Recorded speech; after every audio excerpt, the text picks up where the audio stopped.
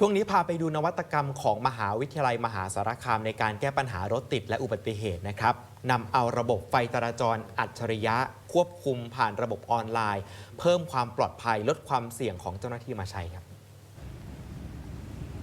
บริเวณสี่แยกคณะเทคโนโลยีหรือว่าสี่แยกอินเดียภายในมหาวิทยาลัยมหาสารคามถือว่าเป็นจุดเสี่ยงด้านการจราจรที่สำคัญ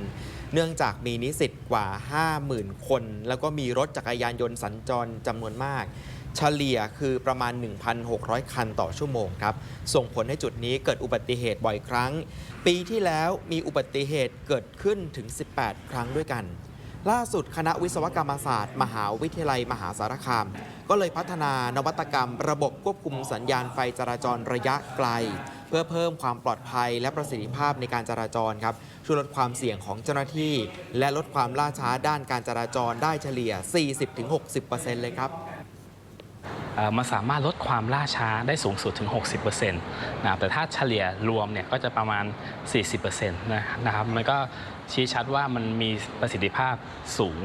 นะครับในขณะที่การที่มันมีประสิทธิภาพสูงเนี่ยราคามันเนี่ยมันไม่ได้สูงนะมันเพิ่มจากราคาปกติขึ้นมาอีกนิดเดียวดังนั้นผมว่าตรงนี้มันเป็นจุดเปลี่ยนสำคัญในการปรับ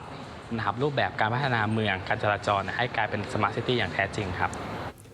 ตอนนี้ระบบนี้ได้รับการจดอนุสิทธิบัตรในนามของมหาวิทยาลัยแล้วนะครับและมีเป้าหมายในการต่อยอดสู่การใช้งานจริงในพื้นที่อื่นๆด้วยโดยต้องการที่จะยืนยันได้เห็นนะครับว่านวัตกรรมนี้สามารถใช้งานได้จริงมีความพร้อมในการขยายผล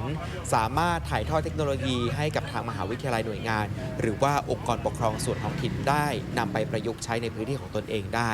นอกจากนี้ครับมหาวิทยาลัยบอกว่ามีแผนที่จะพัฒนาระบบสู่ AI โหมดในระยะต่อไปเพื่อให้สัญญาณไฟเนี่ยสามารถปรับจังหวะการทำงานอัตโนมัติตามปริมาณรถจำนวนของรถแบบเรียลไทม์ลดการพึ่งพาเจ้าหน้าที่ได้อีกทางหนึ่งด้วยนะครับ